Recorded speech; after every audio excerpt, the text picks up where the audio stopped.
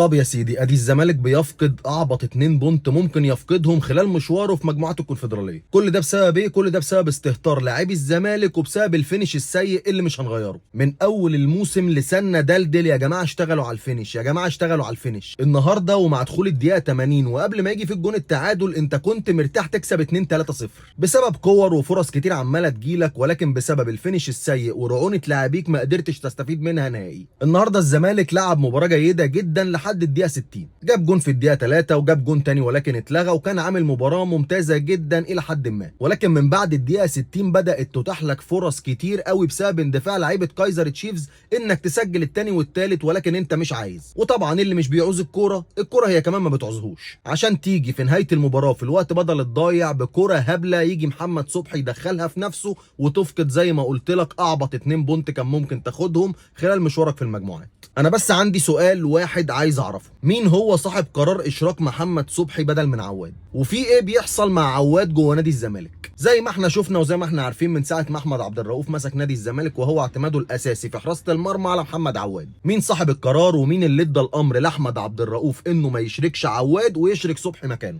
لان صاحب القرار ده هو السبب النهارده في ضياع ال2 بونت الهبل اللي ضاعوا مننا. ايوه، لما محمد صبحي هو اللي يتسبب في الجون اللي بيضيع مني 2 بونت يبقى صاحب القرار ده هو السبب. الماتش النهارده حرفيا كان معمول لحرق الدم كل زملكاوي. كل زملكاوي النهارده كان قاعد بيتفرج على الماتش وراضي كل الرضا عن اغلب اللعيبه. حتى محمد صبحي اللي تسبب في الجون اللي دخل فينا كان عامل ماتش ممتاز. خط دفاعك بدايه من الونش وحسام عبد المجيد كان عامل ماتش فوق ال10/10. النهارده احمد فتوح الى حد ما بيرجع احمد فتوح اللي احنا نعرفه، وعندك عمر جابر في الجبهه اليمنى قدم مباراه متوسطه على قد سنه. شيكو بنزا اللي فاجئني انا شخصيا انه كان احسن لاعب في الماتش النهارده بالنسبه للاعبي نادي الزمالك. عندك سيف الدين الجزيري اللي بهدفه النهارده بيبقى الهداف التاريخي للاجانب داخل نادي الزمالك. سيف الدين الجزيري اللي بعد البلاوي اللي شفناها من المهاجمين اللي جبناها الميركاتو اللي فات سواء عدي الدباغ او عمرو ناصر ان هو افضل مهاجم موجود عندك حاليا. ولكن برضه زي ما اللعيبه دي كانت ايجابيه وادت مردود جيد، كان برضه في لعيبه عليها بعض السلبيات، وعلى راس اللعيبه دي كان اللاعب محمد اسماعيل. محمد اسماعيل عنده بطء فظيع في نص الملعب طول ما الكوره معاه، طول الماتش الكوره وهي في رجليه يا اما بتتخطف يا اما في افضل احواله بياخد منها فاول. ده بخلاف الغشوميه الواضحه والقرارات السيئه اللي بياخدها في المناطق الدفاعيه. بيفكرني كده ببدايات الونش اول ما بدا معانا في الزمالك. النهارده محمد اسماعيل في الدقيقه 60 بياخد انذار ملوش اي 30 لازمه وبيعمل فاول في منطقه